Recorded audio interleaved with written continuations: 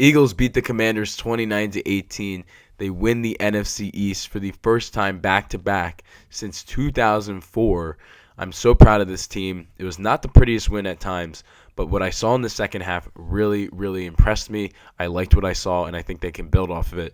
We got a lot to talk about. Let's get into it. Like I said, this was a frustrating first half. You start the game with a fumble on the kickoff, which we'll get into more detail with later in the video, but that was obviously not what you want to see. And then the offense, again, is just not able to get it going consistently in the first half. You're actually down going into half, which is just ridiculous to respectfully. A bad team, Marcus Mariota, solid backup, but he's nothing special. And you should have been winning. You should have been winning. I thought the Eagles could have been up, and again, field goal issues as well. We're going to talk about that, but everything really changed once Mariota got hurt. Johnson came in, and again, Eagles fans know best. This guy can't throw the football. This guy cannot throw the football. We saw his performance in the 2022 NFC Championship once Purdy got hurt, and it just was not really anything worth noting. I mean, again, we're going to talk about that once we talk about the defense, but really once he came in, the Eagles were just allowed to control the game on both sides of the ball. You already were kind of pushing around the DC defense, but then really, once that happened, there was nothing to worry about on the defensive side, or excuse me, on the offensive side for Washington, and the Eagles were just able to, again, just do what they needed to do on defense, eventually score enough points to get out of there with a win. I mean, once you got that first touchdown, or excuse me, the second touchdown to make it 14-10, I had absolutely no worries that the Eagles were going to win the game. So, yeah, it definitely felt less stressful. And it really wasn't that stressful. It was just the performance in the beginning was a little frustrating. But we'll get into the offense now, and this is where we're going to start getting into a little bit more of a detailed breakdown. Another response from Jalen Hurts. Another response. Building off of what he did last week against the Raiders, I loved what I saw. I honestly loved what I saw. And I'm not saying that he was the perfect quarterback by far yesterday. He really wasn't. But again, it's just the response of coming off the four interception game. Again, getting criticized all week. And yes, you're going against bad competition. I make that very clear. This is not a good team, and you haven't played good teams the last 2 weeks. But again, what are you supposed to do against bad teams? You're supposed to beat up on them. You're supposed to get right against them, and that's what he did. Again, not turning the ball over at all. 185 passing yards, 22 for 30. 2 touchdowns, and again, no interceptions, no fumbles. And then on the ground, 7 rushes for 40 yards. That's what I like to see from Jalen Hurts. That's what I like to see. He looked more explosive, in my opinion, running. He was getting out of the pocket, was extending the play, getting a couple crucial first downs. I like seeing that from Jalen, and we've been talking about this really throughout the beginning of the year. He wasn't running the football as much. He did a little bit, and then it just kind of stopped. I feel like when Jalen runs the ball, obviously he's got to be healthy enough to do that now. I don't know if they're telling us that, but still. When Jalen runs the football and he's actually healthy, it just adds another dimension to this Eagles offense. It's so much more to worry about for both the defensive line and the linebackers of the opposing defense, because now it's like, okay, is Jalen going to run? Do we have to put a spy?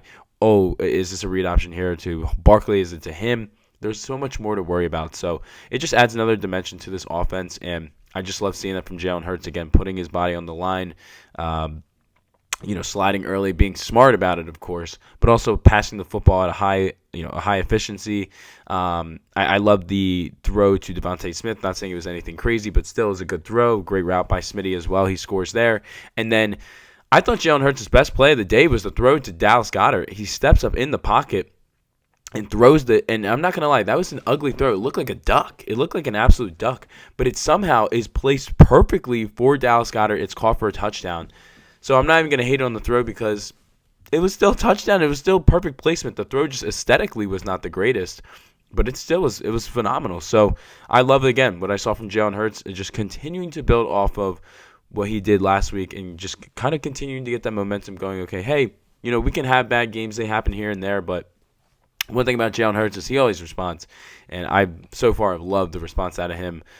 He'll have a big test next week because usually when Jalen's playing, I'm not saying he's the best quarterback all the time, but he's definitely not going to be better than Allen. But we'll talk about that at the end of the video. But overall, loved what I saw from Jalen Hurts. It was a great day for the receivers as well. It was mostly an AJ game. I don't even know how many targets this guy finished with. He ended up finishing with 9 receptions for 95 yards. No touchdowns, but man, he was getting involved. One of the things that really made me happy was the play that they got him involved in the open field. He makes a cut, and then I think he got a good at least 20, 25, 30 yards on that play.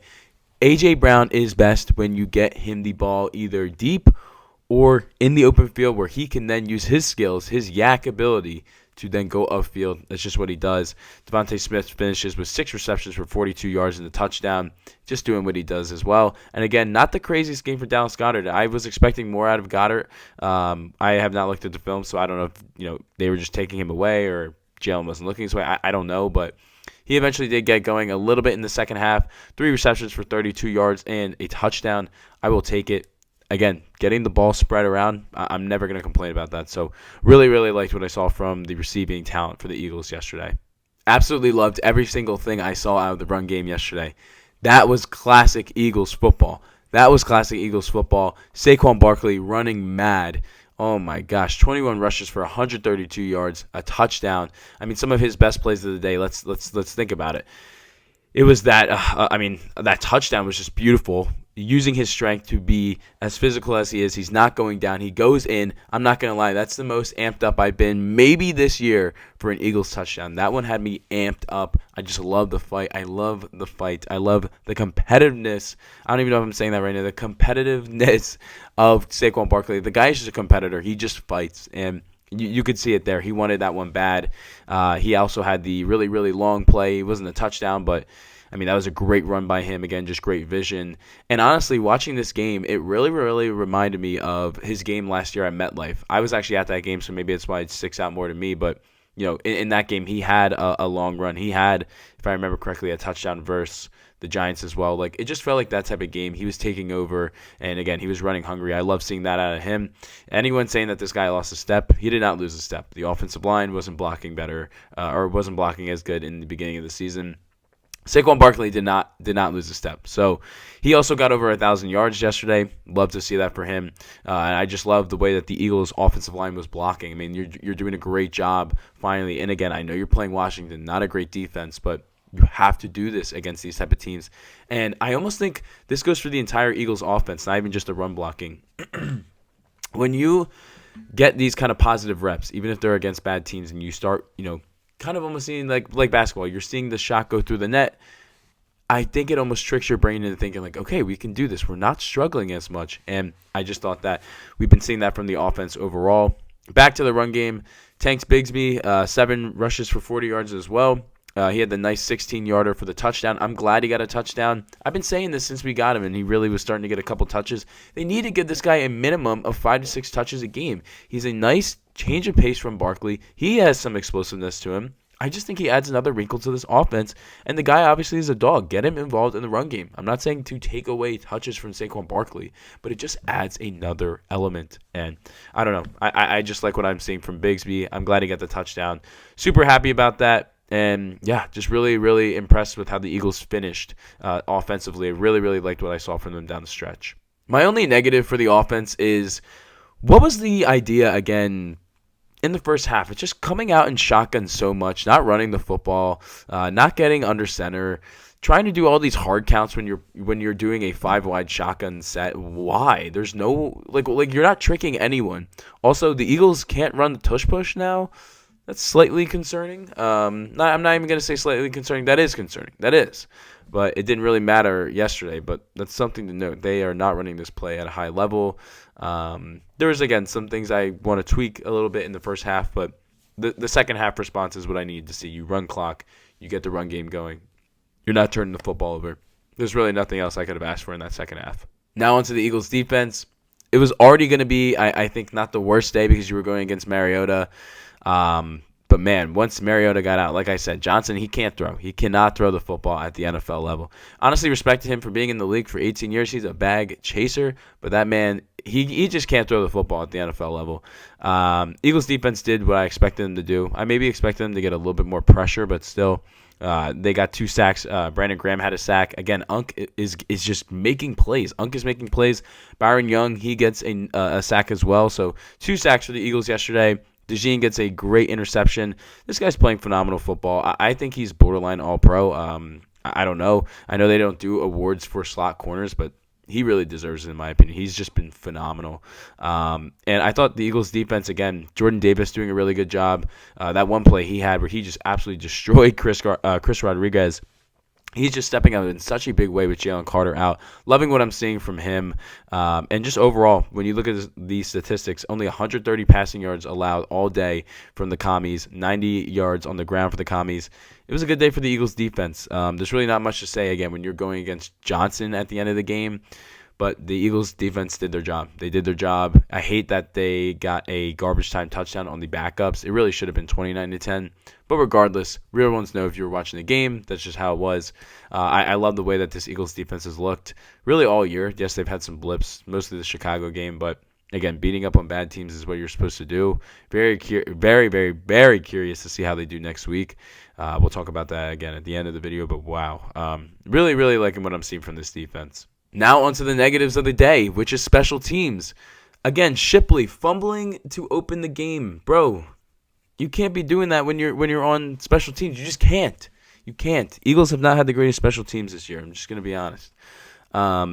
You can't do that. And then he kind of hesitates later in the game and it just ends up taking one out. I'm like, all right, bro. Like, it's just not, like, all right. Like, it's just whatever. Like, I don't know. I was just like, dude, it wasn't his day. It was not Shipley's day. And then, of course, the elephant in the room, Jake Elliott, 0 for 3 from field goals, now has the worst field goal percentage in the league over the last 2 years. I don't think the Eagles cut him unless he gets to the point where he's unplayable heading into the playoffs. But, we might have to start having some uncomfortable conversations at the end of the year just because when you have the worst field goal percentage in the NFL, that's not sustainable. It's just going to continue to hurt the team. And this guy can't hit field goals now, like pretty much like 50 yards and out.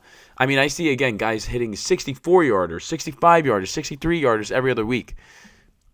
Look, man, I love Jake Elliott, but we have to keep it a buck. He's just not playing NFL standards right now, or at least at the level that we need for a kicker. He's just not there. So disappointed in that.